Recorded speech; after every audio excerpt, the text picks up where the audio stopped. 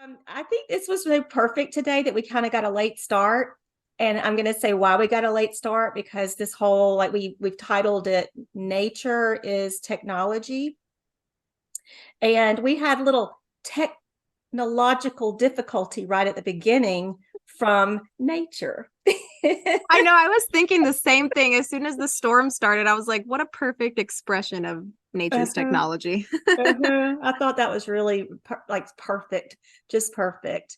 But I'm very excited. I mean, I noticed like a lot of people commented on our last video. They're just like, bring her back on, bring her back on. She's so smart and she's so cute. She's so beautiful and just we flow together, I feel like. And I look forward to hopefully talking to you every week or so. Yeah. Yeah, I mean, I would love to make this a thing. I really would because Mhm. it's been awesome. I feel like this has been such a great it's been great practice for me as well because a lot of my content is just, I'll script everything first because I can't really do like, free thought like with just, recording and then just speaking on a whim because my brain is very chaotic. So I have to like write everything down and structure it accordingly and then record and all of that. So this is a lot nicer. Like this is what I like to do. I really love the free talking and just the flow of the back and forth. Yeah. To me, it's So not as special, y'all. I was just telling Hannah that this is how I take my notes. I even like have my signature written like just because I'm doodling. Like it's just a mess. And then like pieces of paper like this and just whatever I can find, like, backs of envelopes, just all over the house, all over my car. Well, but anyway, but that's how I do. It's like I'll think of something and just write it down. And so there's some weird things all over my house that make no sense to anyone but me. and that's what Just matters. yeah, just little phrases. Like, don't remember that book you read in high school? It just like why? And then later I look at it and like my daughter's like, well, what book was that? And I was like, Old Man in the Sea. It's about man versus nature, and nature always wins. It really does. Yeah. But yeah, so I was asking you the other day, I was like, what do you have going on? And I'm so intrigued by you and your brain and just the things that you're teaching on your YouTube channel. So anyway, I want you to kind of share like what you have going on. Yeah. So right now I'm working on a series called Nature is Technology. And it's primarily just about the various esoteric functions within nature that are reflective of technology, of like the inorganic technology that we have, like our laptops and devices and all of that stuff. Because these are really just replications of certain processes that occur within nature. So I figured I would make a video kind of breaking down a lot of the different technological processes within nature. And the first video that I did was the portals video that we briefly discussed in the last session that we had. This video that I'm currently working on, I'm almost done with it. Thank God, it's like 7 pages long of like scripting. It's so much information. It's going to be about the human body and Well, which seven pages long. That's even meaningful to me. I think about the seven main chakras. exactly. Yeah. And that's actually one of the components of the script is it talks a little bit about the chakras.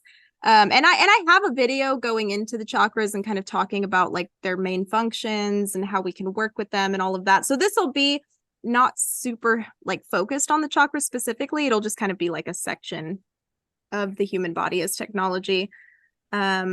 But the biggest thing, and it's kind of funny that you say that about the 7 pages because I was thinking that too. I was like, how funny that we have the law of 7 as well, which is another thing I talk about in that video, the law of octaves, which basically talks about the musical scales and the color spectrum and everything abiding to this law of 7.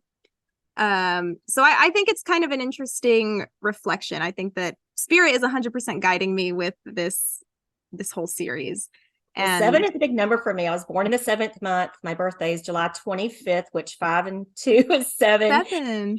My first like bank job, I was a bank teller, and we all had to stamp each transaction. We all got a number. I was teller number 7. I mean, it is crazy how 7 just follows me around all the time. I see 777 on things. I've even seen like at the gas station before. Gas has not been $7.77. But no. I have actually seen it flash.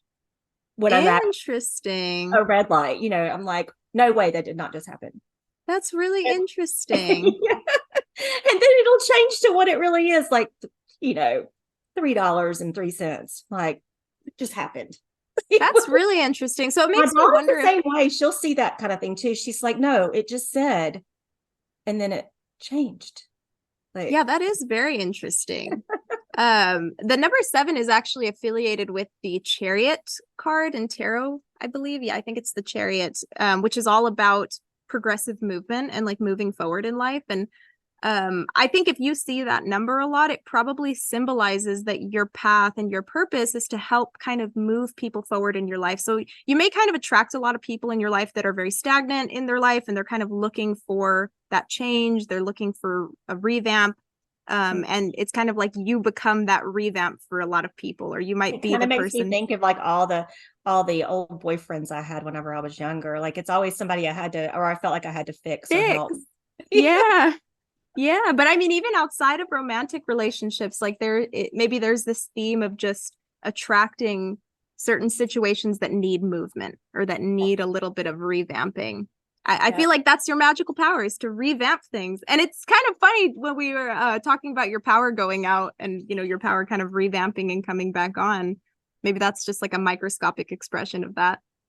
Yeah, Hannah told me, y'all. She said, I texted her and I said, my power's out right now, so we'll just see how this goes. And then she immediately sent me a thing saying, what did you say? You said, visualize a protective bubble around your house. And I did. And then immediately I'm like, it's back Yeah, it was crazy how fast that happened. I mean, it's on. just, I mean, when you think about it, electricity is just an expression of energy, you know, so we can definitely manipulate electricity with our minds. And I actually feel like that happens to me a lot. There was actually one time just a couple of months ago, I was at a friend's house. I've always had throughout my entire life experiences where the lights will flicker whenever I walk under them, or they'll literally pop. I've had lights like blow out like when I walk under them. Yeah.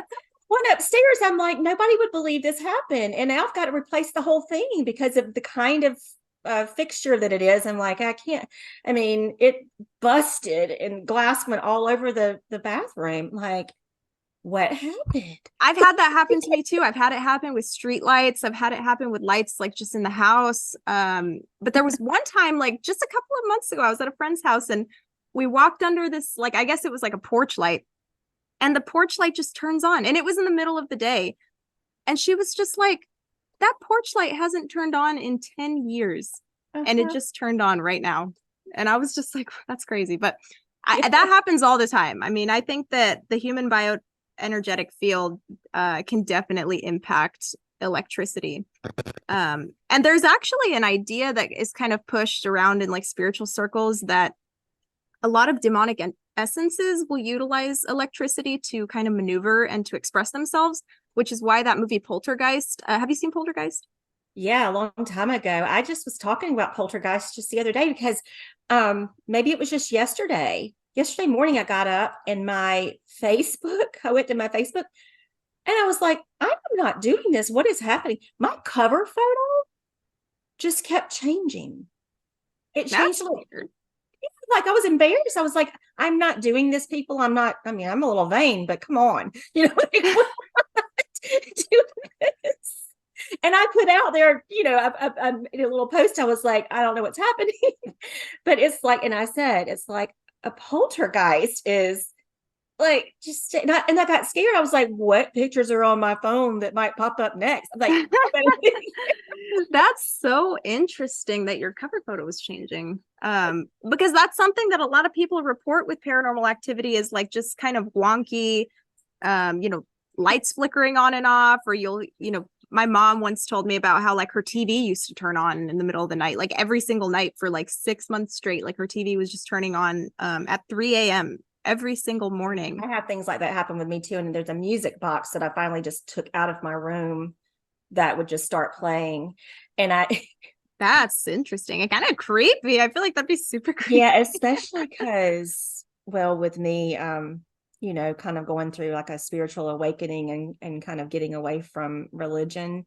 It's a music box that actually I gave to my grandmother years and years ago when I was young, and it plays the song what a friend we have in Jesus. And so I'm like, okay, this is so creepy.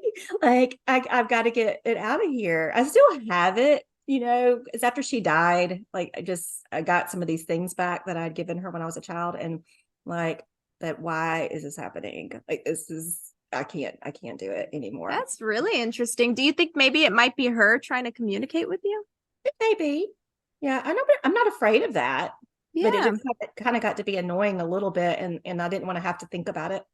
Yeah. You can communicate Yeah. with the other way, okay? Yeah, it's like, don't be creepy. Like, there's so many different ways. I always say that every Mhm. time I walk into a space that I feel is like infused with some kind of paranormal energy, I always just make a statement. I'm like, listen, you can talk to me.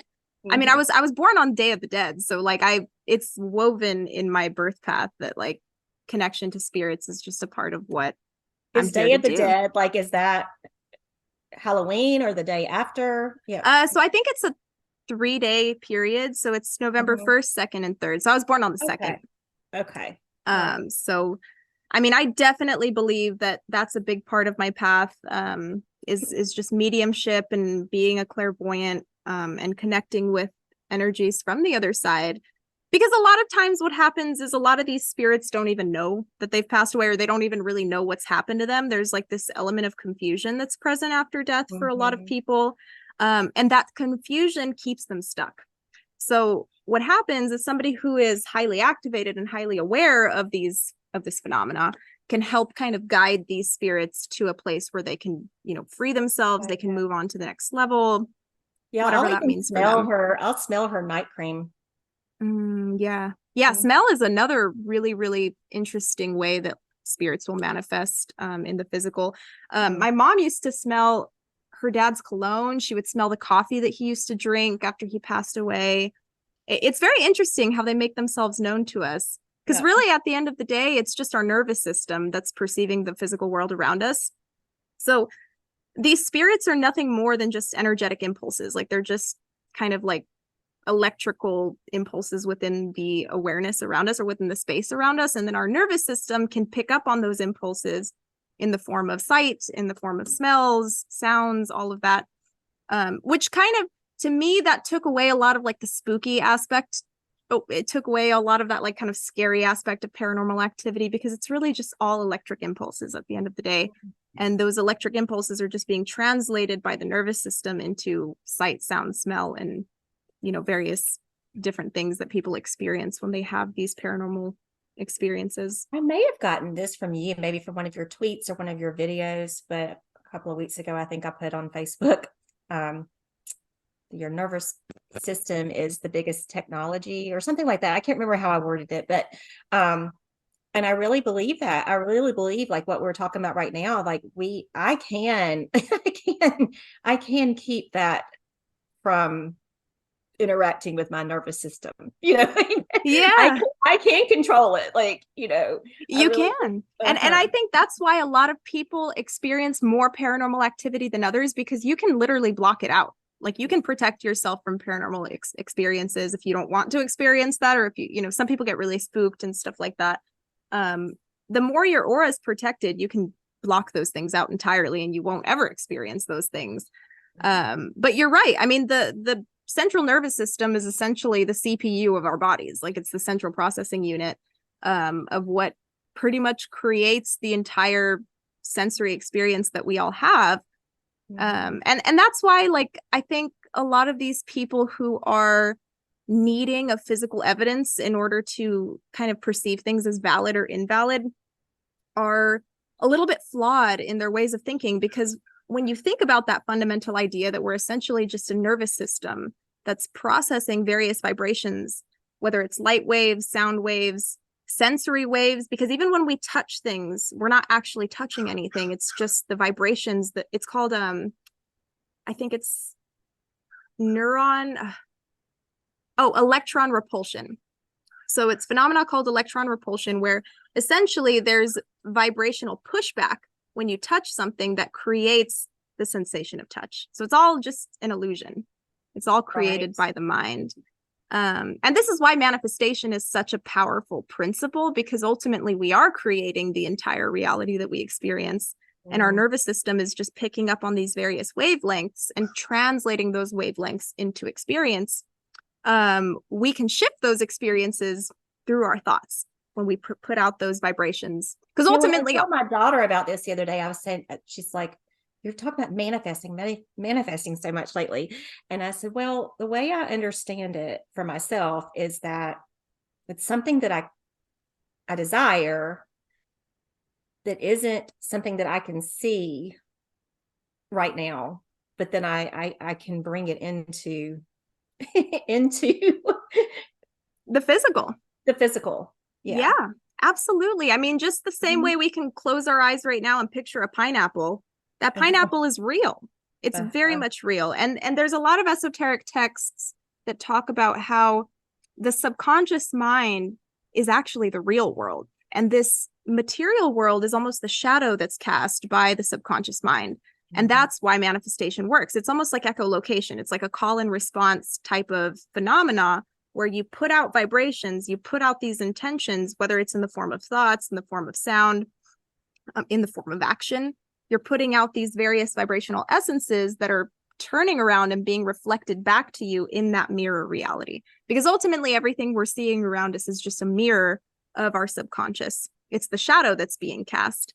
So that's why there's sometimes like a little bit of a wait period after, you've put out a manifestation or after you've set an intention. Sometimes it takes a little bit of buffer time for that thing to come into your reality because it's a shadow. It's a shadow of that thought. It's a shadow of that idea or of what you were speaking. That I am think of it that way, as that buffering, like, oh, it's buffering. Right. I always like to tell people that manifestation is like putting in an order online. It's like you get to choose whatever it is that you want. You're writing out all of the different experiences that you want to bring about. And then when you press that submit button, you don't ever have to sit there and wonder like, oh, is my order coming? When you order something on Amazon, when you press that buy button, there's no, that it's going to take 2 to 3 days to get to your door. Yeah. But you're not sitting there constantly worried, like, oh my gosh, is it coming? Is it still coming? Like, oh my gosh, did it work? You know what I mean? It worked. And that's, it comes into your life. It's the same thing with manifestation. You put out that intention. That's the buy button, the submit button. And then you just trust. You just know that it's like a delivery. It's going to get delivered into your reality at the right time. And really, there's no such thing as time. Like, time is an illusion. So it's really just when you allow it to.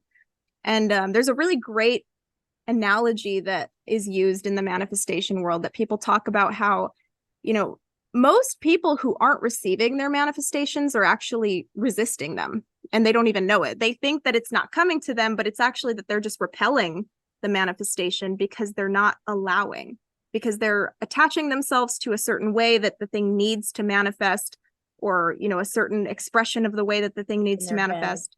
Yeah, they have this certain idea of what that manifestation looks like, and they attach themselves to that thing.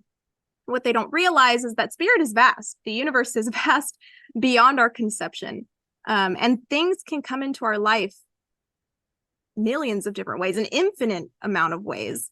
But when we attach ourselves to a singular outcome and like, oh my gosh, it needs to be this way, or I can't accept it, I will not have it, you close the door. And it's like when the delivery man comes to your door, he's trying to give you the box that you ordered. If you've got that door shut, you're not going to be able to receive it. You know what I mean?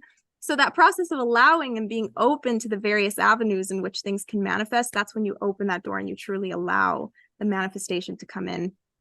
And that's why I think the whole thing about like surrendering to your manifestation is really important, and not attaching yourself to a certain outcome, because there really is no time involved. Like, you can manifest things instantly, but a lot of people are pushing their manifestations away because of resistance.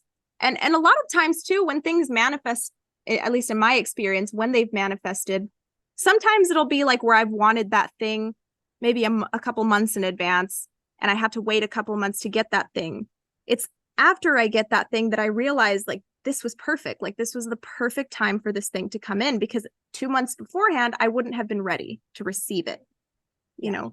So spirit always knows the exact point in which to put your manifestations on your life timeline. It just knows. It knows best. And I think that's why faith and trust is a really big part of the manifestation process as a whole. Manifestation is fundamentally very easy, but I think a lot of people overcomplicate it for themselves. And that's why a lot of people think that they struggle with it, but we're manifesting all the time. We're just doing it unconsciously. And then it's like kind of when you become aware of that ability, you can start to really work with it and learn how to not necessarily control it, but it's more of like a partner dance. You know what I mean? You're like in a constant partner dance with the universe where you're co-creating your experience. You're putting out these intentions and the universe is gracing you and blessing you with that intention, sometimes in a better way than you could have even conceived of. Yeah. You know? Yeah. It's very, very fascinating. And the manifestation world is an interesting one. There's a lot of content creators on YouTube that make some great manifestation content. But I do think that it's kind of going in a direction where a lot of people aren't taking into account the idea that there are not material laws, but spiritual laws that are put in place to essentially protect us from ourselves. And I think a lot of these manifestation coaches are trying to teach people to go beyond these spiritual laws and to try to step outside of them. And I think that can be really dangerous. You know what I mean? Because these laws are put in place almost as like barriers to keep us protected, like gravity. It's like gravity. Like nobody can just sit and pretend like gravity doesn't exist. Like there's something physically holding us to the globe. It's the same thing with like karma. Like the law of karma is there. She doesn't care if anybody believes in her or not. She's still acting in accordance to the divine will and in accordance to really what you're doing. Like when I say divine will, I mean our will, the will of humanity. She's really responding to that will. Somehow that makes me think of kind of a tree. And I think of a tree as like a human body. So like with the roots and then I don't know, just the different, going up the stump and the trunk. Yeah. And I think of like the branches and all and the leaves is sort of like hair coming out of a crown. Yeah. Like these trees are been around as long as the hair on my head coming out of my crown, the roots, as my root is. So I don't know. I have a crazy way of thinking, but that's not crazy at all. What's actually interesting about that is there's a lot of esoteric teachings that talk about how the human form was once a vegetable, like we were once plant beings and we evolved into animal form, and that the central nervous system is actually kind of a remnant from that era. And what's really fascinating about your idea about the tree is that when you take out a nervous system and you stand it upright, it looks like a tree. And you're right, like we do resemble trees with the way, and there's even tree pose in yoga, whenever you stand up on one leg and you branch your arms out. It's very much reflective of the human form. And I think it's because the human form comes from them. Like we really were birthed out of the vegetable kingdom. And I don't think you're crazy at all for thinking that. You're actually very correct. I always think of like these trees know way more than I do. There's a lot of really large trees around my home and old, very old trees. I call ones like a grandmama tree. And, I say, these are your babies. Because I can see like, that they got spread around from nuts that you spread, Yeah. And I think like, gosh, these trees have seen so much, They on really this have. land, and all around the town that's being covered in concrete, but I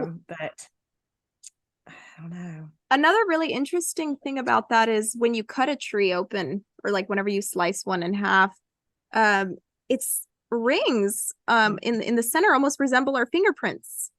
There's so many reflections. I thought about that before. There's a lot of reflections within plants that, I mean, nature is just reflecting nature. Like we're all just reflections of everything. And that's actually one of the things that I'm going to be talking about in my video is the law of reflection and how everything is a reflection of everything pretty much. And that's really the key foundational concept to understand if you really want to dive deep into esoterica is understanding that everything is a reflection. And especially in nature. But even outside of nature, I mean, it's like we were talking about earlier, these devices are really just reflections of processes that happen in nature. And essentially, the whole point of this series that I'm making is to start getting the cogs turning within people's minds that, with that principle, understanding that principle that everything is reflecting everything, we can create technology that is sustainable because it's nature, because nature is already functioning. It's already got these mechanics that are working round the clock. We can utilize those without having to harm her.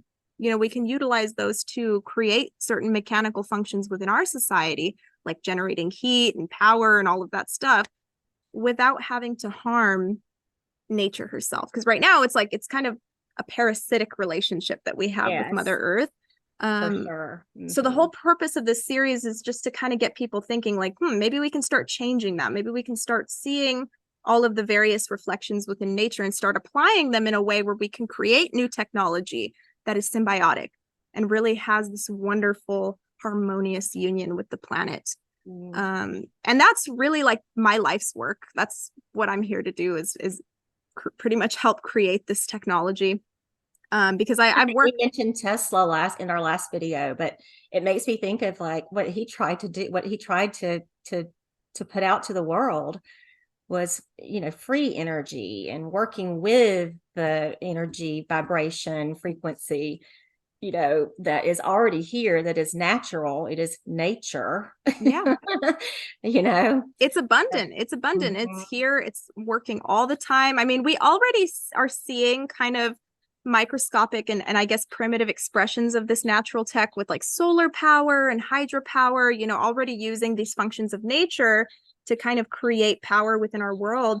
I think we can take it a step further and utilize everything, plants, ourselves even. I mean, we're emanating energy all the time. I think we could utilize so many different things in nature to generate power for the world. But we just have to kind of even something that we can use from the gases from cows. Yes, exactly. There's a lot of people that talk about utilizing waste, our trash, even like biodegradable material, like a lot of the compostable material. Like a lot of people are already working on ways to generate power for cars using biodegradable material. I mean, it's just the possibilities are endless. They really are. My only thing is that a lot of those kind of more environmentally conscious forms of technology are still really not that environmentally conscious because, the panels that are required for solar technology also require to be made. You know what I mean? They require to be manufactured, which takes up resources. And it's continuing this parasitic relationship. It's a step downward. But I think we can continue to take it deeper. Right. And that's really what this video is going to be kind of setting the tone for, is for us to be able to start thinking outside of the box so that we can get, more people in on this idea that we have the answer to the energy crisis surrounding us at all times. And it's even flowing throughout our being. And the yogis call it prana. Chinese medicine calls it qi. Some people call it life force energy. It's got so many different names, but ultimately it's doing the same thing. It's just the foundational force of energy that flows between all living things and really connects us all. And it's the primary reason why psychics can even exist, why we can connect with each other energetically. We're all just tapping into each other's prana, and tapping into each other's life force and deriving information from those energetic impulses, kind of like we were talking about with spirits and with ghosts. At the end of the day, everything is just energetic impulses and energetic impressions. And those energetic impulses and impressions are manifesting themselves in our minds as images and, sounds and certain things that we can physically understand. So that's going to be a part of the video as well. Like I'm going to talk about auras. I already have a video talking about auras on my channel because I did about a year ago, I did a series on the energy body.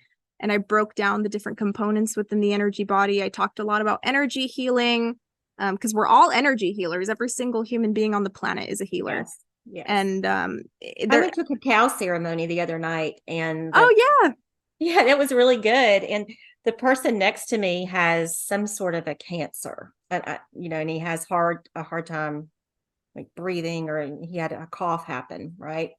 And I just put my hand, on his back, and I just said, it'll stop. Let it stop, stop.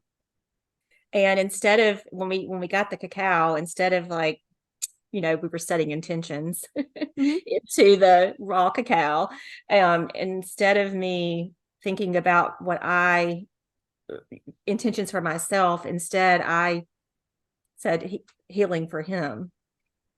And afterwards he was like, what happened? Like, wow. It's like, well, because yes, we are all energy healers. Absolutely. Yeah. Have you ever thought about getting like certified in a certain branch of healing? Yeah, my daughter's interested in that too. And It's absolutely generational for sure. I mean, I think the thing is we're all healers, but I think people have varying levels of healing ability, and I think they have varying expressions of healing ability. So some people heal the world through their art.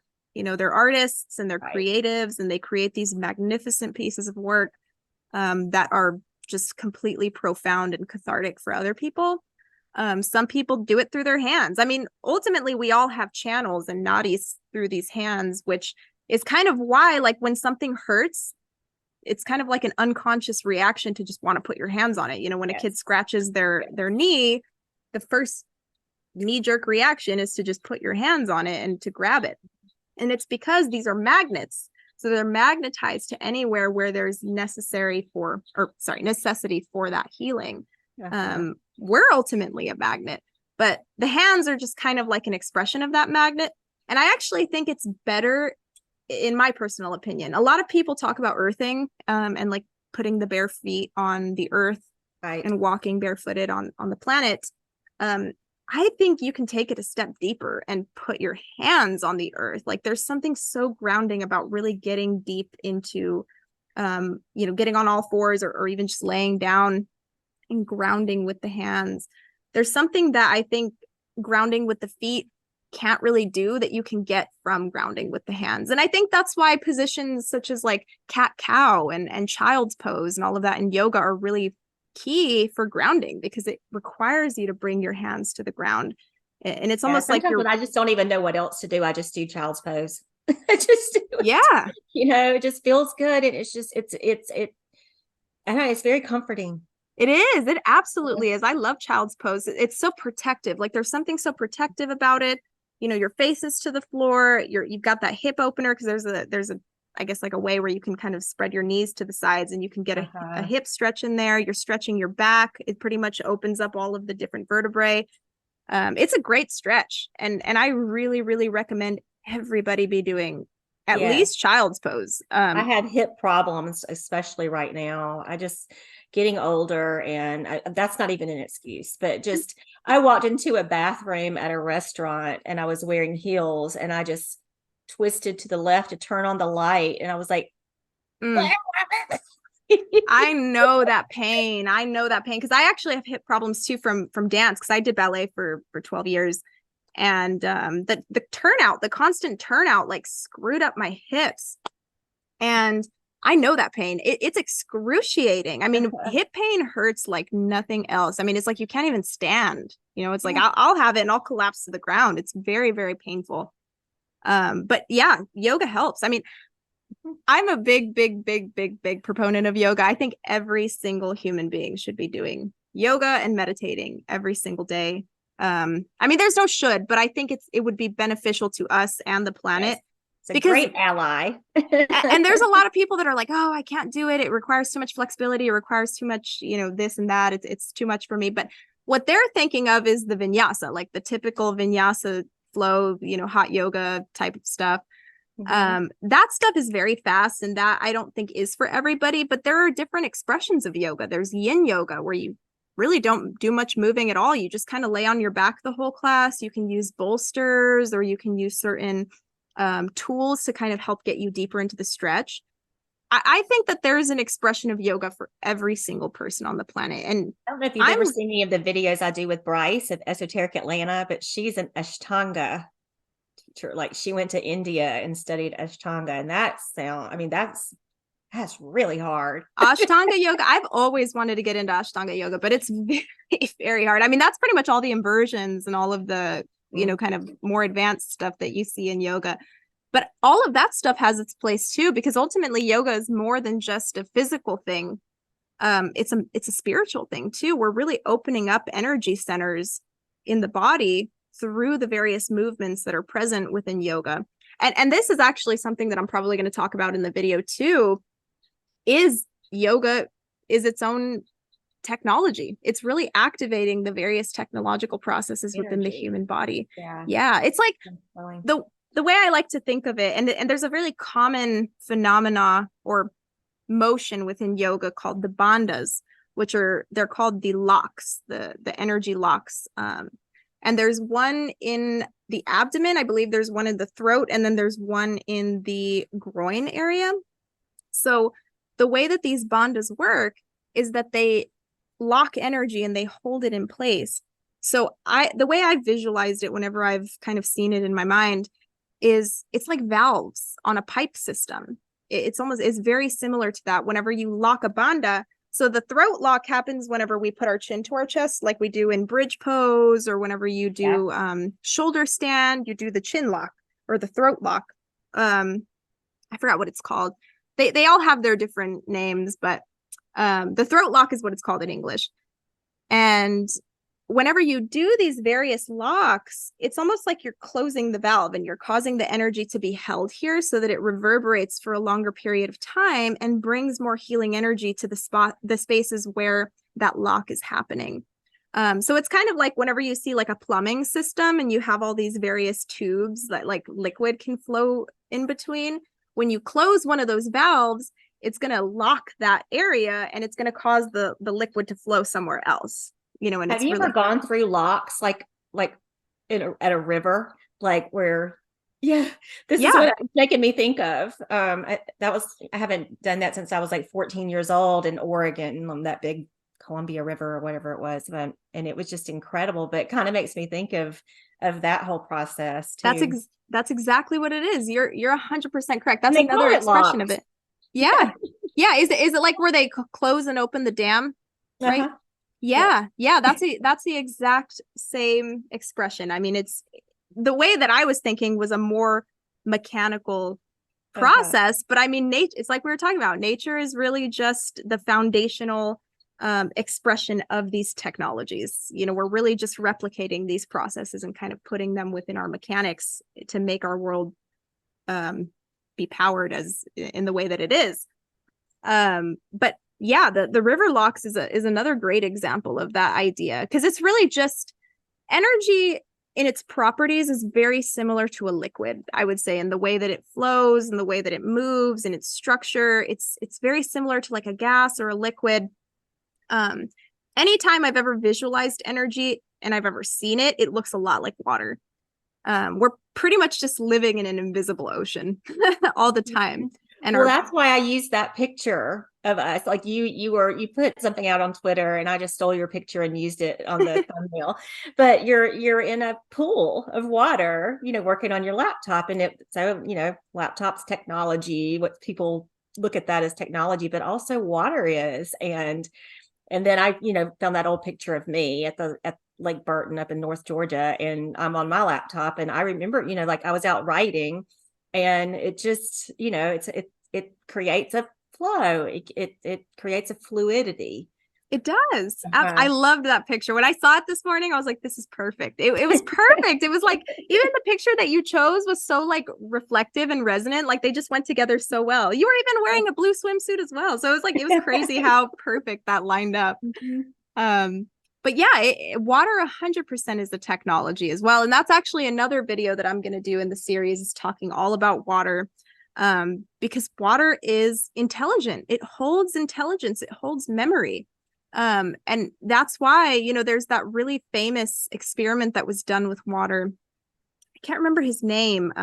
He was a Japanese scientist, and he was studying water when it was spoken at, like basically speaking different things into different tablets of water, and then freezing that water. And based on what was said to the water, it was like one of the water cups, he said, "I love you, you know, I'm grateful for you." He was speaking like positive affirmations into the water. It created these really beautiful patterns, like these beautiful crystallized patterns.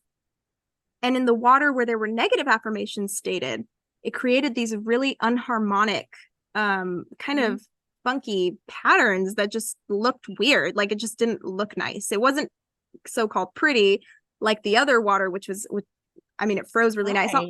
I'll see if I can find the study, and I'll send it to you so that you can link it in the description box, because it's a really, really fascinating study. But that whole study has led to a plethora of techniques by these manifestation coaches that have talked about even speaking to your water, like before you drink it, speaking to your water, being careful with what you say when you're around water, you know, especially the water that you're drinking and consuming. Water is very much intelligent, and I think it's more intelligent than we've been led to believe.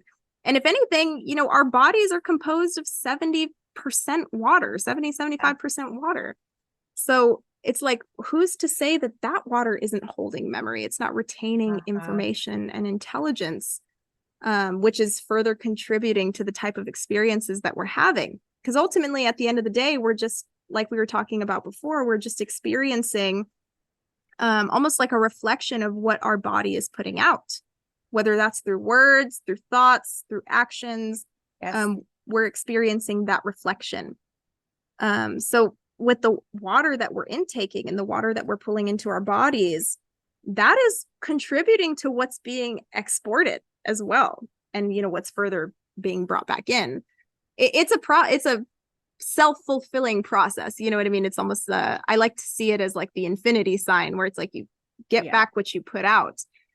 So I mean, it really is fascinating. Like water itself is truly, truly fascinating. And I think that there is a level of cleansing that water has spiritually that allows for this information to be able to flow. And that's why I was saying in that tweet, you know, that water really does help me clear writer's block. And there was somebody that had commented down below talking about, you know, how showers are a really great tool for them to come up with some great ideas. And I agree. I mean, that's another way that I clear all of these mental blockages, is through showering.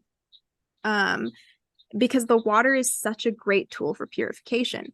And we see this manifested in the material realm too. Water is used in just about every single, you know, if you get chemicals on yourself, it's always rinse it with water.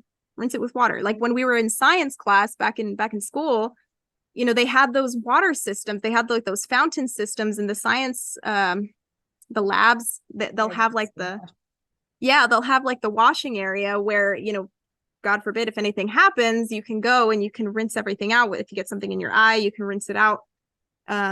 Because water is such a powerful neutralizer. And it's not just in the physical realm, it's in the spiritual realm too. It's a really, really powerful tool for cleansing.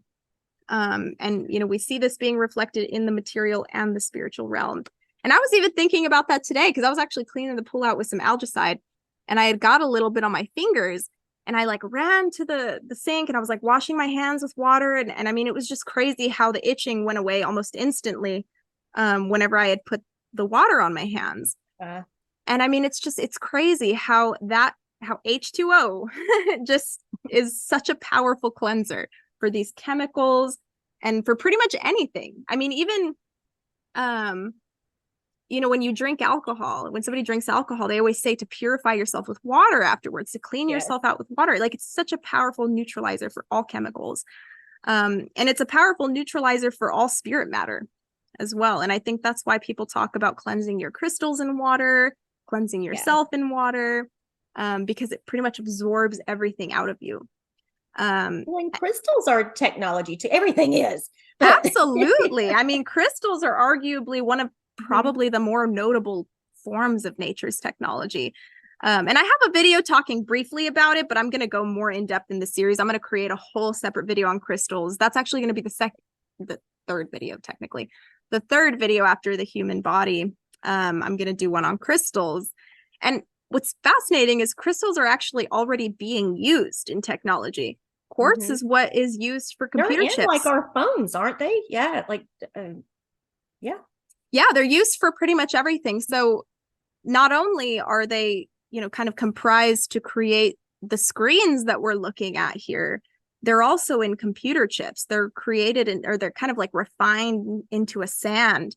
And that sand is used in computer chips as a conductor. They call it a semiconductor, because crystals hold energy. They hold electricity, they hold power. And from what I've read when I've researched into Atlantis, because I've been doing a lot of research into the civilization of Atlantis, because there's so much into that too. And we can do a whole separate video on Atlantis, Yeah. because I mean that's a whole rabbit hole of its own. It really is. But I've been really thinking about it a lot, because like Lemuria, Hawaii, I feel like has a big connection with that. I Absolutely. have also, this is another whole subject, but I have premonition dreams a lot, and I won't know it until the thing happens, and I'm like, oh, I wrote it down in my dream journal, like a while back. I dreamed about Hawaii 3 months ago. That's interesting. That's very, very I know the exact interesting. day. I know the exact day and that I dreamed it. That's really interesting. Maybe you incarnated in Lemuria at some point, and that might be what your soul is feeling. That might be why your soul had that connection. I personally think that Hawaii was an attack. Like, I think that was 100% coordinated. That was not an accident. That was not natural. Maybe real quick, I'll tell my dream, because I know people are, probably going to be like, well, what was the dream? I would love to hear it. Yeah. If you want to share, I would love to hear it. So on my honeymoon so many years ago, like 26 years ago, we went to Kauai, Lanai, and Maui. And on one of the excursions we did was a helicopter tour. And so flash forward to 3 months ago, I'm out in the yard. A bird, you might have seen this video, came to visit me. I think I did. It was on your YouTube channel? Yes. And I'm holding this bird, and I, in the video, I say that I thought it was my friend Milton, who jumped off a bridge last year, and he lived part-time in Hawaii, part-time here. His wife was Hawaiian, and all his children have Hawaiian names. And right before the bird finally leaves my hand, I say, you look like you should be in Hawaii. And it just flew right when I said that. So then that night, just got chills. So then that night, I dreamed that I was in this helicopter, like in Hawaii, and hovered down into a crater with the waterfalls all around. And as soon as the helicopter came up out of the crater, below me at the bottom of the crater, there was an explosion, and everything, it all turned gray everywhere. It was like ash everywhere, not like black lava, but like ash everywhere. And then the helicopter went and flew over the ocean. That's all I remember. But yeah, I wrote that in my dream journal like 3 months ago. And so now, somebody was asking, I hadn't even heard about what had happened. I don't really watch the news. And so somebody asked me, I'm like, I know. So then I look it up, and I'm like, holy, like I was like, I dreamed that. Yeah, that's insane. That's really crazy. It makes me wonder if your friend wasn't almost maybe warning you with his presence as well. You know what I mean? Maybe he knew something from the other side. That's very interesting. Yeah. That's really, really interesting. Yeah. But yeah, I believe it was an attack. I believe it was. I do too. Planned attack. Absolutely. Like, there were cars that were melted. That doesn't happen with forest fires. Like, cars, it wasn't like a normal type of melting. It was just like they were completely obliterated. And then there's this whole talk of like these green lasers that we're seeing. Like, some people think it was like some kind of high energy weaponry. I have no idea. I mean, there's probably technology like black budget tech that we can't even conceive of. Like, it's just there's only a portion that's being shown to the public, and I'm a full believer in that. And I learned that joining the industry of tech. Like, when I started working in tech, I learned about that. Like, there's so much that we don't know about. There's so much that we're not being told. There are all kinds of billionaires who have inconceivable amounts of money who can just fund these projects. They don't need investor funding. They don't need to be publicly backed. They can fund these projects. They can fund this research. And there's probably weaponry and tech that we can't even conceptualize of. I don't know if you've ever seen The Invisible Man, like the newer Invisible Man. It's basically like about this woman whose like ex-husband is crazy and all of this, and he's like a billionaire, he's like a tech billionaire, and he creates this suit that has like these cameras that essentially record and project the surrounding environment to make him look invisible. And it's like every time he has this suit on, you can't see him. And I was telling my boyfriend when we were watching it, I was like, I could see something like that existing. Like I fully believe that something like that probably already exists. Well, haven't you seen those videos where they show like a screen that people hold up and then you can? Yes. What? You know what I'm talking about? What is that? Yeah, where it's got like a camera in the back and then it has like a screen in front, so it makes you look. It gives the illusion that you're looking at whatever's behind the person. Yeah. I mean, it's like if something like that already exists, then we there's probably somebody out there that has that kind of technology and all kinds of other tech. I mean, it's like when people were talking about those lasers that were being shot in Hawaii. I mean, that does not surprise me at all. And then you have all of these, very wealthy, affluent people like Jeff Bezos and Oprah and all of that who have land in Maui that was untouched. Yep. You know what I mean? It's like it just miraculously was saved. It's like, oh, wow, what a great coincidence. But is it really a coincidence? No, I don't think it is. And it's so disheartening because Maui and just Hawaii in general is such sacred land. Mm-hmm. And I think that's another thing with the chakras. Have you heard about that? Like that theory or whatever, that the islands of Hawaii are the chakra system. Like I've never heard that, but that's really interesting. That's very interesting. Well, because I mean, when you think about the earth as a living being, I mean, it wouldn't be surprising. She has her own energetic body and her own energetic systems, just like we do. And I 100% think all of this is an attack on the Earth Mother. I really do. I think that at the end of the day, there's just this massive desire by the powers that be to completely dominate the planet. And I personally don't understand where that thinking comes from. I don't even really think it's them. I think they're being possessed by something that is essentially guiding them through these actions, to completely destroy the planet. Mm-hmm. And, there's a lot of texts within the mysteries that talk about, beings who destroyed their planet and have come down to influence, or long ago came down to influence humanity. I think those essences are projecting themselves upon humanity today. And that's why we're seeing all of this just complete and total war on nature. Like there is an absolute war on Mother Nature. And it's like we either get to be the cancer or we get to be the white blood cells. Right. You know what I mean? We get to be the immune system of the earth or we get to be the cancer, but it's all a conscious choice.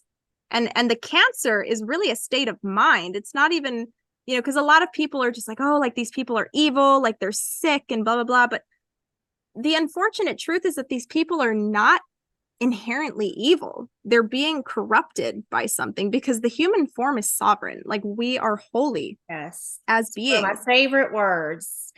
And I've had people like argue with me on Twitter whenever I just say, but you are a sovereign being. They're like, well, we have to follow the rules and we have to. I'm like going, oh, okay.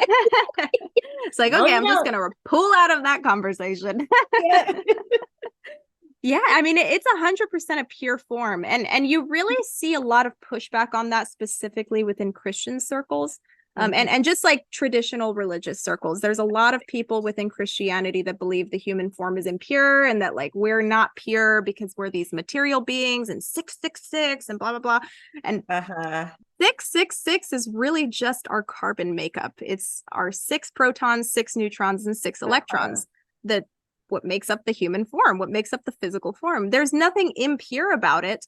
It's perfect as it is, because this is just a state in our evolution. It's just a period of time, a blip in our evolution. Well, real quick, funny story about 666, because I just love to like these memories from my childhood. That my pawpaw in South Georgia, like cooked a pot roast or something, and and then later we all ate it, And then later he noticed in the trash can the wrapper from it, and the price was $6.66. And he probably flipped. Yes, he did. He got so upset. But anyway, I just think it's just so funny, like just some of the I could tell stories about him all day long. He was Did you so grow up funny. Southern Baptist? Yes. Yeah, I'm familiar with that. My dad is from Mississippi, and I was born in Tennessee, so I had a little bit of dabbling in Southern Baptist, in the Southern Baptist religion for a little bit when I was really young. We went to Baptist church, and then we were Presbyterian for a little bit, and then after that, my dad completely broke away from the church, and he started doing his own exploration, became a Rosicrucian, and all of this, and started diving into the esoteric principles of our That's like world. me. I mean, my parents didn't really take us to church, and I guess I'm glad for it now, but I would only go with my grandparents on the weekends. And and I can remember like they lived on a farm with a long driveway, and I would be, just being normal myself, in my little shorts and spaghetti strap shirt, tank tops and things. But if some church people were coming down that driveway and it was a long driveway, you could see them coming. My grandmother had like a special ugly outfit for me to throw on real quick. Cool locks and like just baggy. It was like, oh. And I remember thinking like, but Jeremy's coming like from church, like, and he's so cute. You're like, I have to wear this in front of him. That's so funny. I know how that is. It's funny because I just visited my dad's parents maybe like, gosh, I think it was like 4 or 5 months ago. And I was wearing a dress, and I want to say it was a Wednesday night, or it was a Wednesday. And I think my gran was going to go to church that evening. Oh yeah. And the dress was like a spaghetti strap dress. I mean, it wasn't revealing. I mean, maybe it had a little bit of a low back, you know what I mean? It wasn't, to me, it wasn't really that revealing. But I mean, to her, she was probably mortified. Oh yeah. And she's like, I just wanted to let you know that, like, if you go to church later, you're going to have to change your dress, or we're going to have to find something else for you to wear, because I don't think you can wear that dress to church. And I know she told me this probably around like 3 PM. I know she was probably thinking about asking me this all day. It was probably on her mind all day, but it really is unfortunate because to some degree, I really resonate with their perceptions of the world. I always tell my boyfriend's parents are very, very Christian as well. They're super duper Christian. And at first, when they found out he was dating somebody who read tarot cards and had this occult YouTube channel, they found my YouTube channel and everything, and they were just like, you're dating this girl, like she's blasphemous and all of this. And I've gotten to a point where I try to explain to people who have Christian faith that fundamentally we believe in the same thing. The only difference is that I see God as an expression of self. Like I see God as a connection to myself and a connection to all things, as opposed to seeing him as something separate. Yeah. They identify God as something that's completely separate from themselves. But it's not. It's really just the God force. I don't even really like to call it a God in the sense that it's like a man or an entity. Like it's Santa Claus in the sky. Yeah, exactly. It's really a force. It's a force of energy that exists within all things and expresses itself in all things. The life force is really what is, we're all expressing ourselves as God through this force. But yeah, it is kind of disheartening because it can really, really come between relationships that I find very valuable. And I'm not willing to let these beliefs come between. But a lot of the times, people of dogmatic Christian faith tend to be very, very hard set on who they allow into their life. Like, if you're not Christian, then you're not a part of the crew.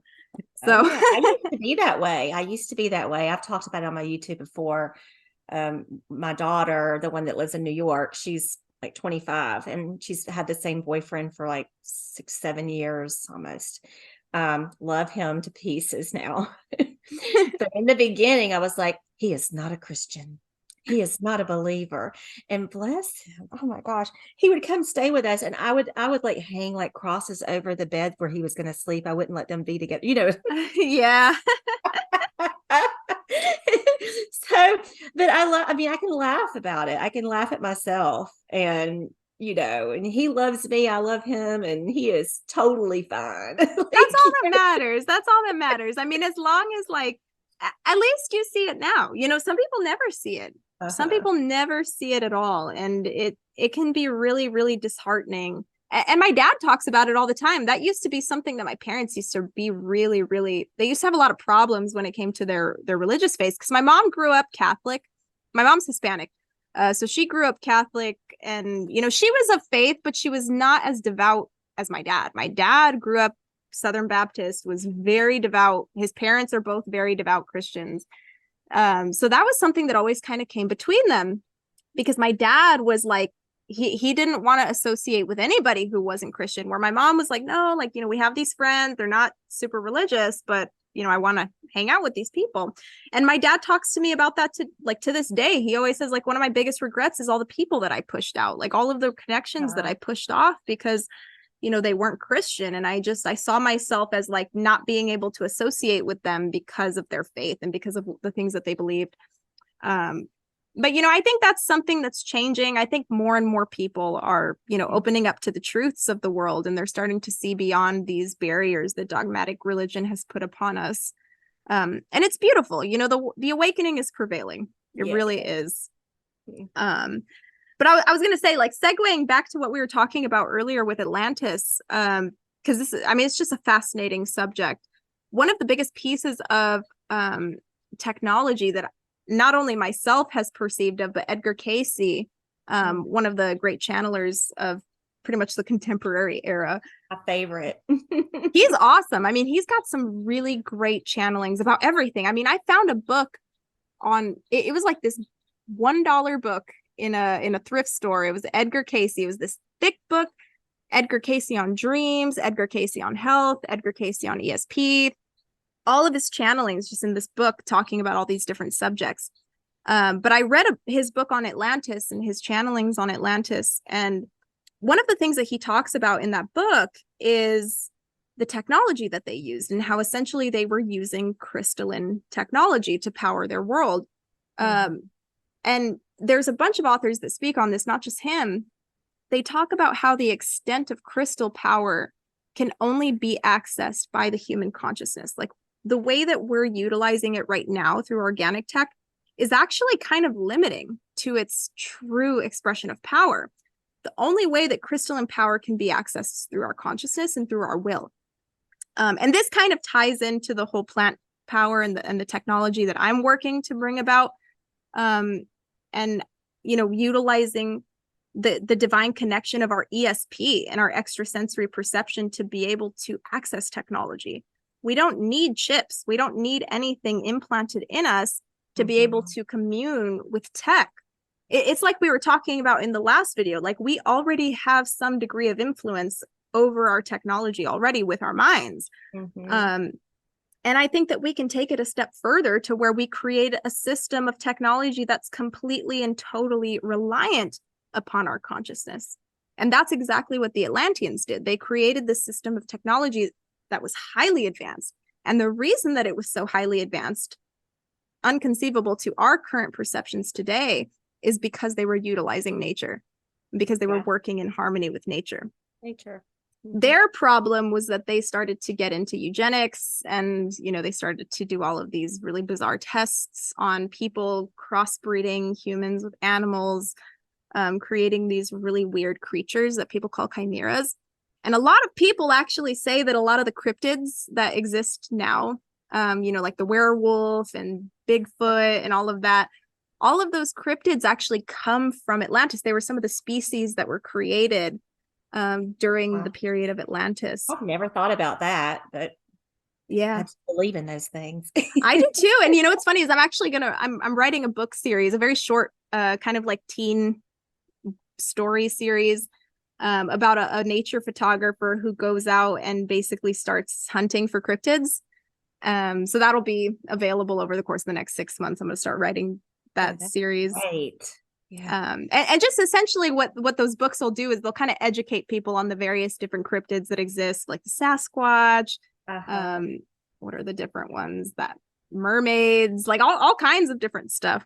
But Yeah. ultimately, those creatures are really from the era of Atlantis, because they were conducting these very bizarre experiments on humans, and not even just on humans, on animals, on everything. I mean, they were just trying to play God. And if you look at all of these different periods of humanity, it seems to be that's kind of when nature almost calls it quits with a civilization, is once they start getting into eugenics. Yeah. There's this theme that happens with every civilization that's fallen. It's like once they start tapping into eugenics, once they start trying to manipulate the human form, that's when society crashes. And that personally, to me, is what the Fermi paradox represents. You have this whole Fermi paradox of like, oh my gosh, like every civilization must come to an end at some point. There's all these different stages at which it could end. I think it has to do directly with eugenics. When a civilization starts trying to play God and starts trying to manipulate the genetics of the very perfect human form, because we're already perfect as is, when we start trying to manipulate those genetics, Mother Nature comes in and she just says, nope, and completely resets the civilization. And the unfortunate part about that is that we've lost this history. You know, there's a lot of people who don't even know Atlantis existed, or even worse, they ridicule it. They say that it doesn't exist. It never existed. Oh my gosh, how could have it existed? But that's really just what modern academia is telling us. Nobody actually knows. You know, none of us can actually say whether or not it existed. But there's all these pieces of clues and like these little evidences that have been trickled behind, that once you have the eye to see, you start seeing it everywhere. I see it everywhere. I see it in everything. Even like Laurasia, have you heard of Laurasia? Yeah. Where I think there's something to do with that in Appalachia, up above where I live. That the people that live up there, they used to grow and harvest ginseng and sold ginseng, and now you're the main supplier of ginseng is like what, China? Yeah, China and Japan, I think. And and now all that ginseng is off limits to these natives that have lived in that area forever, and it's all mainly in national parks. And that's really interesting. It's just a theory I have, but I believe it's being harvested and sold to China. And then now, I don't know. No, I believe that. I believe that. There's also a lot of people that think a lot of the biblical events happened here in the Americas. Like that Mount Sinai was actually in the United States. The Mount Sinai that Moses went on, and I think it was Moses, that Moses went on and conjured up the 10 commandments, was here in the United States. There's a lot of people that think Jesus walked in the United States. And you know, it would make sense when you think about tectonic plate movement. The world did not look 2,000, 3,000 years ago the way it looks today. Right. I mean, and beyond, you know, the tectonic plates shift, continent shifts, poles shift as well. Like the axis of the earth actually shifts and flips. A lot of people believe where I am right now is Egypt. Well, what's funny is Atlanta, even like the name Atlanta is directly contrived out of Atlantis. And when you look at maps of Atlantis, it actually did comprise of the Americas, and it extended out into the Caribbean. It was a really big continent, and it extended out into the Caribbean. But whenever the different parts of the continent began to sink, we began to see what looks a lot more like the modern day expression of these continents. And a lot of people say that the Bahamas, the beaches of the Bahamas, are kind of like the last portions of the Atlantean continent to kind of stand. But we even see that within America. I think America was once part of Atlantis. And Edgar Cayce also says that too. He says a lot of people who are incarnated in America today are replaying the karma of Atlantis. And that's why in America you see a lot of greed, you see a lot of self-interested people, a lot of technological abuse, technocracy, all of that. It's a reflection and a manifestation of these past events of our ancestors. Because when you forget history, you're doomed to repeat it. You know, that's a really big issue, is that most people don't even know they're repeating this karma because they don't even know this history existed. Like erased, you know? Yes, it's been erased Yeah. intentionally. There's so many subjects we could talk about, like area, like the whole, like just so end up it all. There really is so much. I mean, and the crazy thing is all of this stuff connects. Like all of these subjects, these various avenues of spirituality, they come together and they connect in this really crazy but magnificent web of truth, that we can kind of link together all of these different branches of understanding of the world, and come to this unified understanding of what it means to be a human, what it means to be on earth. And it's For me resonates beautiful. so much more than like the Bible or, Yeah. And I mean, if anything, a Bible is just an extension of that. The Bible itself is just, it's arguably one of the most prolific books of magic ever written. Yeah, you could never tell a dogmatic Christian that, because they would get very upset hearing the word magic and Bible affiliated together. Those two words do not go together. But the Bible is a book of magic. It's really a book of spells. And it's really spells to kind of activate the human form and to help the human form become more connected with source. But ultimately, Christianity is tied into that magnificent web as well. Maybe not so much in its expression today, but ultimately true esoterica is rooted in Christianity. I mean, Christianity itself is mystical. It's a mystical science. In its original form, it was mystic. It was a mysticism, it was a mystical art. They call it Christian mysticism. Oh, yeah. And the whole like going down, death and rebirth. I mean, resurrection. I mean, it's that whole thing is the same with every single thing here. Absolutely. Absolutely. And what's kind of interesting is like modern day Christianity wasn't even brought about by Jesus. It was brought about by Peter, I believe. One of his disciples, I think, was the one who brought about more modern forms of Christianity. He kind of changed a lot of Jesus's principles. It was continued to be manipulated over the course of centuries. And then you had, the birth of the Roman Catholic Church, which further manipulated it. I mean, they completely took reincarnation out of the Bible. They took, all of these other truths and all of these other core principles that are pivotal for the soul's evolution, completely wipes it away. And it became more of a kind of like a control institution, as opposed to like an actual spiritual science that people could use to improve themselves. And all of this ultimately has been correlated and connected to, things like the burning of the Library of Alexandria and the decimation of our history. I believe I don't know, I get these dreams that I think that's in Louisiana. That's interesting. That's really interesting. There's what was your dream called Araby. It was during some storms that were going on, and I can't remember the exact dream, but it was earlier this year. There were some storms going on in that area, bad storms, or maybe I'll have to go back in my dream journal. Yeah, I would love to hear I've told friends about it. I'm like, there's something, and there's like a little town called Araby, like Arabi, which was like right next to wherever this was, a tornado or something. And I said that's that library. I saw a library. That's really interesting. And I mean, it makes sense considering, a lot of the traditional voodoo that you see within Louisiana, it directly stems out of Kemetic magic. It directly stems out of Egyptian mysticism. And a lot of the principles that they teach in voodoo are very reflective of what was taught in the Egyptian mysteries.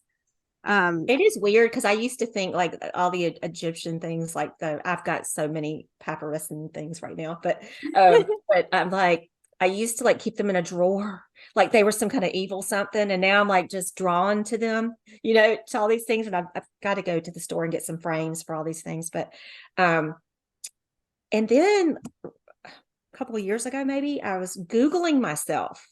And used to, when I would Google myself, it would say I was this girl from Athens or from Albany, Georgia, from South Georgia, like whatever, whatever.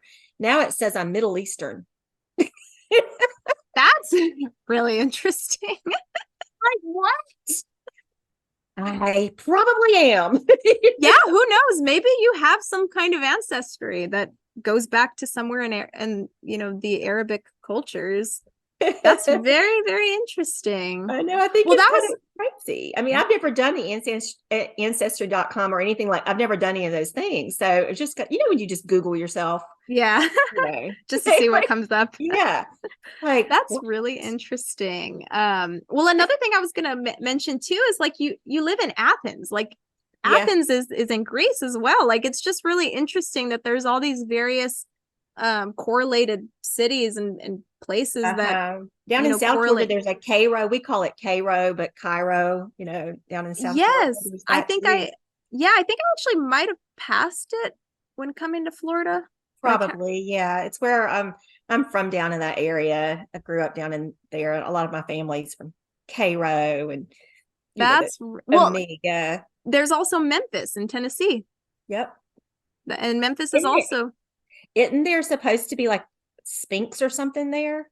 Yes, well, if you go to the Memphis Zoo, there's like it's all Egyptian. It's all like super What? Egyptian. Like, what does that mean? Like, why? I know, and I always thought that was fascinating as a kid, but like I never of course, I never connected the dots until I was much older, and I was just like, why? Like, Yeah. why is that a thing? And there's a couple of other things. I think even the Mississippi River is supposed to be reflective of like the Nile River Yeah. in I in thought about Egypt. this when we were talking about Lionsgate too, because that kind of correlates with the whole Lionsgate too. The Nile, the time to plant, the time to Anyway, the flooding of the Nile. Anyway, yeah, I think about all those kind of things. I have such a crazy, crazy mind. Well, yeah, I mean, even the Mississippi River Delta is prone to flooding, like really bad, really, really Mhm. bad.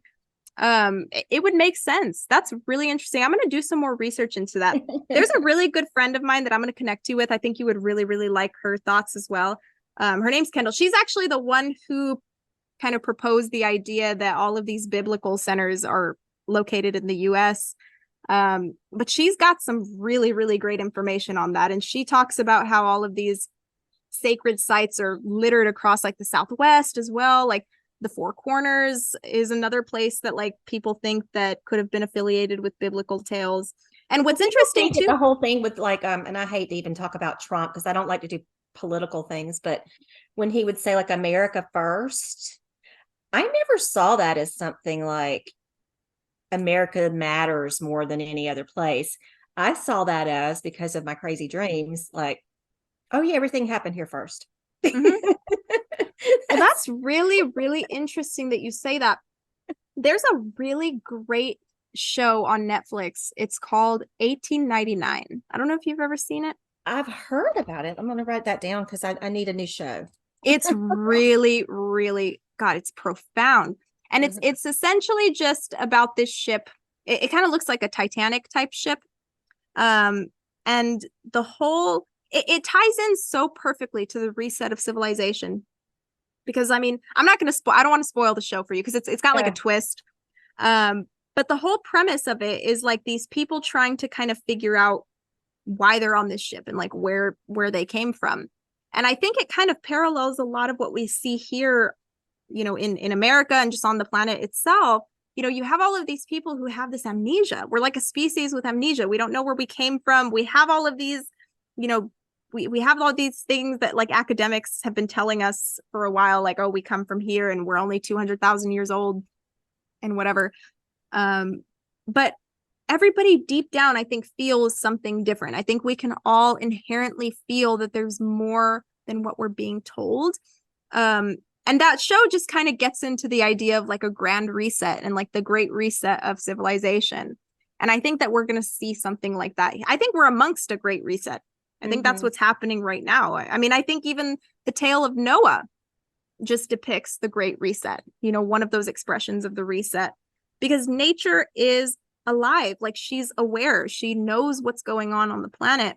And when we get to a certain point of spiritual disconnectivity, she completely resets the planet. And what happens is all of the people who are in tune with nature and are connected to themselves and are really embodying that Christ impulse, they are preserved so that they can further become the next generations to seed humanity in the future. And we see a lot of this being depicted with certain indigenous tribes, like Native American civilizations. We'll talk about how they came from a civilization that sunk beneath the waves. And not even just Native Americans, but people in Asia also are saying this. There's a culture in Europe, the Basques. The Basques are a very mysterious culture in Europe. Their language looks nothing like the surrounding languages. I think they're right above Spain. And this culture has been an enigma to modern archaeologists and people who study humanity and its evolution, because these people have no connection to the rest of Europe. Like, they're basically like, people are like, we don't know where they came from.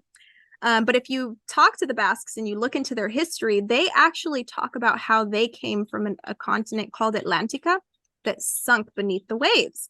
Wow. So you have this paralleled story reflecting itself all across the globe. And Edgar Cayce has a really great point that he makes in his book. And I wish I had my journal, because I have a whole notebook where I'm taking all these notes on Atlantis.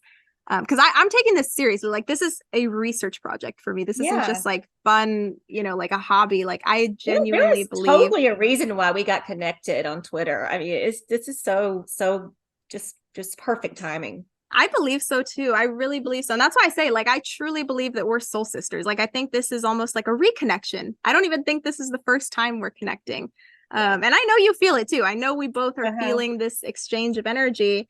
But like, as I was saying, like, in my notebook, I wrote down all of these different cities in South America that have almost the exact same name as cities in China. And I'll try to find the notebook, and I'll bring it to our next session. So once we get into Atlantis, we can kind of talk about it in more. Something to do with those portals you talk about. Well, what's interesting is Atlantis actually utilized portal tech. And some people think that's what the Bermuda Triangle is, because, like I was saying earlier, the Bahamas and the US Virgin Islands, the British Virgin Islands, all of that was Atlantis at one point. So what's really interesting is you have all of these mysterious disappearances that happen in this area of the globe, the Bermuda Triangle. And I personally think this is why I've been magnetized to Miami. I didn't even realize it until after I moved here, because it was pure kind of coincidence that I came out here. Like, I wasn't really planning on leaving Texas. It just kind of happened. And it happened very shortly after I discovered this purpose of mine to really dive deep into Atlantis and to kind of bring it about into the masses awareness, like make it like a real thing that we actually study, as opposed to like just mythology. I just thought it was kind of interesting. Miami is one of the tips of the Bermuda Triangle. And you see all of these like disappearances that happen and all of these crazy stories that happen, with the Bermuda Triangle. There's a lot of people that speculate that there's some sort of portal technology that is still active from Atlantis. And that's kind of where this interdimensional effect is coming from. It's coming from that technology that's still active. We can't see it. We don't know it's there. Maybe it's under the ocean. Maybe it's invisible to the human eye, but who knows? But what we do know is that there's something there. It's still active. We know that Atlanteans had portal technology. So who's to say that they didn't create something that could still, I mean, if nature withstands the test of time, who's to say nature's technology wouldn't be able to withstand the test of time? Because our current technology, we need humans to be able to power this stuff. You see like these apocalyptic TV shows where all the power goes out, because humans aren't around to keep up with it. With nature's technology, there is no human intervention. We don't need humans to come and intervene. It just powers itself. It continues its function. So I personally believe there's a lot of Atlantean tech that's still around, that's being utilized today that people don't even notice. And I think that's part of where the whole idea with the computer chip came from, and using quartz in, this inorganic technology. I think whoever was responsible for creating this, I don't know who created the computer chip, but whoever did must have known something. whether Yeah. it was conscious or unconscious, maybe they were channeling something, but they had to have some sort of connection to Atlantis. And I think a lot of people in today's era do. The other day I was at, this is way just weird. The other day I was at a store and the guy like giving me my change back. I'd paid cash for something and he said, "Do you care about the penny?" And I just said, "Oh no," like that. And I just left. Okay. Well, then, because I dream about, just dream stuff. In one of my dreams, it was like that penny. I left that penny and it was actually important. And I need that penny. And so, and then in my dream, I was gathering up, oh my gosh, there's one right here. This is crazy. That's so funny. Oh my gosh. There's the penny. You needed it, and there it was. Manifestation. There we go. Bada bing, bada boom. That is crazy. Anyway, and so in this dream, I started putting pennies. I grow orchids. And they're outside, or else I'd show you, but and I get them to bloom over and over and over all the time. But in this dream, I started putting, instead of like the bark around the orchid roots, pennies. And that the copper was going to somehow, I just remembered this. Anyway, I don't know, something you were just saying made me remember that dream, my crazy penny dream. I'm gonna write that down because we just discard pennies. People don't care about pennies anymore. Well, what's kind of interesting about that is, have you ever heard of an organite pyramid? No.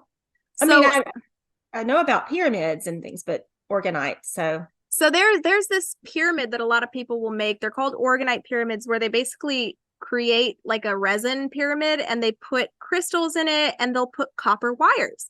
And these pyramids are essentially used to block EMF, basically like electromagnetic frequencies that can be really harmful for the soul. You should look into this. I'll send you I'll send you the name of them, and I'll send you like a link so you can look more into them. But a lot of people will keep these things near technology because it absorbs a lot of the harmful waves that are projected by inorganic technology, and they utilize copper wire. And what's interesting is copper wire is utilized in a lot of technology. I mean, it's utilized in a lot of conductive stuff. So also cleansing, I hear, like a cleansing, because I have a copper countertop like in a bar area in the house. And I remember when COVID first started happening, like all that, I remember reading about the cleansing effects of copper. I didn't really look into it a whole lot, but I thought I'll just go over there and just lay on it. Like, if I get sick, I don't know, I don't know, but so that's really, really interesting. It makes me wonder if it's not something to do with, or maybe not cleansing, but protective, like you're saying. Yeah. There's a lot of people in the spiritual community that just swear by the protective component of copper. Mm-hmm. And it's used in these, not cleansing, but protective. Yeah. I think it could be both. I mean, I think it could also be cleansing, because in a way it's protecting you by cleansing these, these more negative frequencies that come from things like our cell phones and things like, the 5G, all of that. Mm-hmm. Which I kind of think is interesting. Mostly, I cook in a copper pot. Mostly, it's my favorite pot. So that's really awesome. I might start using copper more, like in my cooking and stuff. Dang. Well, it's interesting that you say that, because I've been trying to kind of come up with like various resources to kind of test for prana technology and kind of deriving life force from, whether it's plants, specifically in my area. I don't want to say expertise, because I'm not an expert at this yet, but we're working towards it. Is deriving the life force energy from plants without harming them, utilizing it to derive power for our globe, to basically create mechanical power from the life force of plants. And Rudolf Steiner puts it in a really excellent way in his book about Atlantis and Lemuria. So he says, the same way that we can take the force of heat from a lump of coal and turn that force of heat into mechanical power, We can turn that into propulsion, which can power cars. It can power all of these different things in our world, all of the different functions that we see, the mechanical functions in our world. The Atlanteans could take the force of life that sprouted from a seed, a stalk, and a plant. They could take that same force and turn it into mechanical power.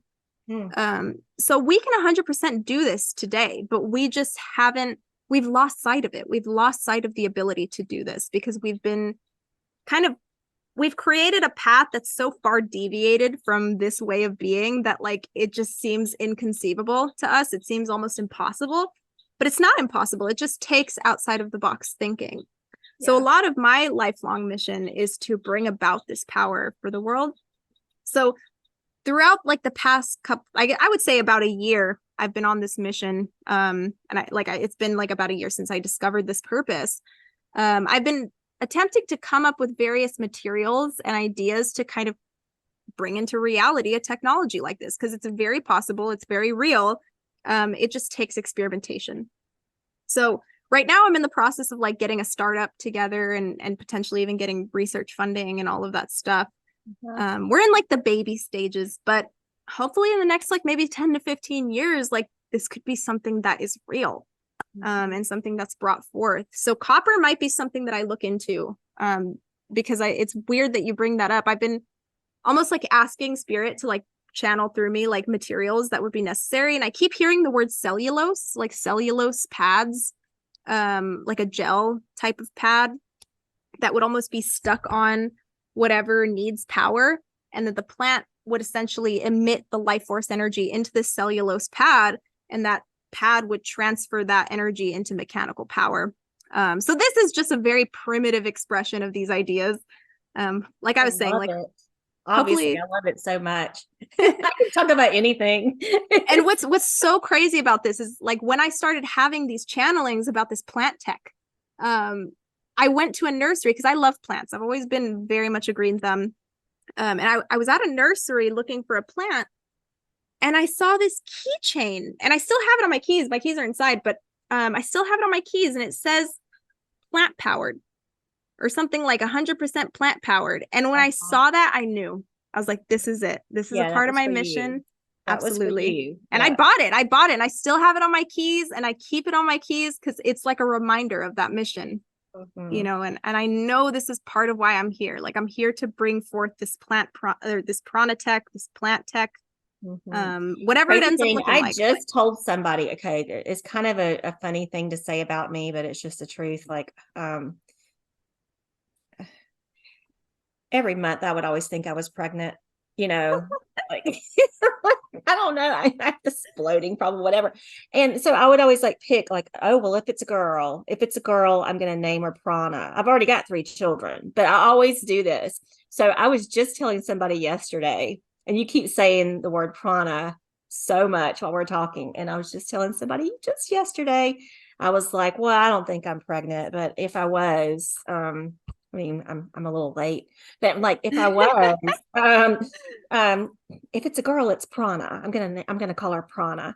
Anyway, that's a really beautiful name. That's a really beautiful name for a person. Cause I mean, Prana is life. I mean, it's like, if she does come into material, she would probably be very much a lively person, because I do believe people are the embodiment of their names. Like the name is the God-given label for us. It's like we came into this world with our name. There's so much meaning and power within somebody's name. Yeah, my grandmother named me Angela. She said heavenly messenger. So whatever, but that's that's my name. And then my daughter Rose, like Rosie. But and then my oldest, she's Kitty, like, and we're all about the cats, and it's just I love that. I love like people who actually put intention into names and like really utilize intention. My parents looked in a book. They were like, okay, what's the most, we'll both look through the book, we'll both pick our own name, and then that'll be her name. And they literally went through the book of most popular baby names. They found Hannah and Kristen. They were like, these are gonna be her first and middle name.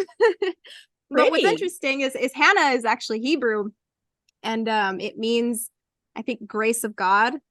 So I I'm like, okay, I guess maybe I'm here to be a part of God's grace. You know what I mean? To kind of bring Yeah. forth these, these You bring so truths. many ideas, and that people can actually listen to you and feel grace, like instead of feeling judgment for whatever their beliefs are. Yeah, or fear, Yeah. or fear. Or fear. Mm-hmm. Absolutely. Because I mean, fear at the end of the day is really just, it's like an evolutionary response to misunderstood information.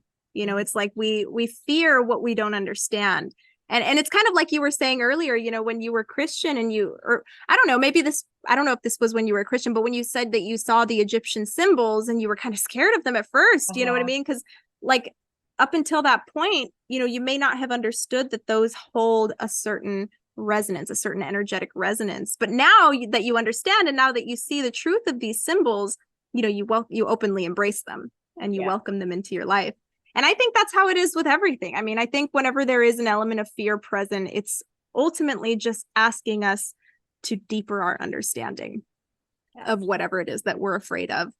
There really is nothing to fear aside from fear itself. That's what I always tell people. And I don't even really think people should. Cliche, but it's really true. It is. And I mean, yeah, there's a reason that it's a cliche, because it's absolutely true. And I think a lot of people are just stuck in that fear consciousness, and it can be really hard to climb out of. But once you do, and once you kind of see that, and not even just see it, like not even just hear it, but like see it for what it is, I think there's a level of liberation that comes with that. Like you free yourself from that fear. And of course, like I think it's natural for people to get scared and for people to, be a little bit fearful of things, but not to let it completely dominate your life and your actions and your thinking and all of that. That's when it can become really harmful. And I think a lot of the world is operating from that mode of fear right now. And that's why the world is such a shit show. But, we're working towards getting it back on track. Yeah. I mean, I'm going to, can you believe we've been talking for like 2 hours? I just checked the time right now. I was like, oh my gosh, it doesn't even feel like it. It doesn't even feel like 2 hours. So much fun. So I'll probably just kind of end it so that we won't go too long, so that people actually, they can say like, I'll actually click on this and watch it. But going back to the whole like the thing about like that Old Man and the Sea book. Did you have to read Old Man and the Sea when you were in high school? I don't know if I did. What is it about? I just remember it was an old man, a fisherman. And I just remember that it was about like man versus nature, and that nature always wins. Interesting. That's really interesting that it specifically has the sea in the title. Because I think that's oftentimes what a lot of people try to dominate. I actually just watched this pirate documentary the other day. That's a good one. If you like pirates, I recommend it. It's called like the Pirate Kingdom or something, Pirate Kingdom on Netflix. And it's basically just a documentary about the golden age of piracy and how, these pirates, the biggest thing that they were scared of was the ocean because of the storms. And because, they tried to essentially make that their domain and they tried to dominate the oceans. A lot of them became dominated by the ocean. Nature always wins. And ultimately that's Neptune's domain. It's like it can be an unknown, mysterious place, just like the energies of Neptune. Like so that's Buffett song, Mother Ocean. I don't think I've heard it. It's a good one. I've heard you call. I've wanted to sail upon your waters since I was 3 feet tall. You've seen it all. Oh, I love that. I love Jimmy Buffett's music. That's a good one. That's probably one of my favorites. So it's not one of the funny ones, Yeah. More meaningful. But yeah, this was great. I love you so much. I'm so glad that we've come maybe back together. Absolutely. I fully agree that, I mean, even the last episode that we had, I did not believe that was the first time that we've come into connection. I really don't. I think that I've told my friends, I'm like, I can just like, we don't have to plan anything. We just start talking. And, and it's really good. People really liked it. So I know they're going to be excited whenever I say she's back. Yeah, I'm really excited. I'm really excited to see what people's thoughts are on these topics and, what they're interested in seeing. I mean, even if I don't know if it's still recording, but, if there's anything that anybody wants to, share, if there's any topics that people want for us to discuss, I'd be open to discussing, anybody's suggestions as well. Yeah, that would be a lot of fun. That would be a lot of fun. I'll ask all on all the platforms after I share it. Yeah, that sounds great. Well, thank you, Hannah. Thank you too. Oh my gosh, this was so awesome, Angie. Yep, so awesome. Anyway, I'll see you on Twitter. Yeah, sounds good. I will see you later. Bye. Bye. I wish that I could have invisibility to hide from my teachers and hide from homework and schoolwork. I wish I could be like Mary Poppins. Snap and that happens. Snap and this happens. Think of a place. Snap on there. And I want to be able to fly like a little birdie because I want to see from up to down. That is my 3 wishes. I love it. Thanks for recording me. 2 eye for a one-hander. I've kind of already said everything, so you can stop.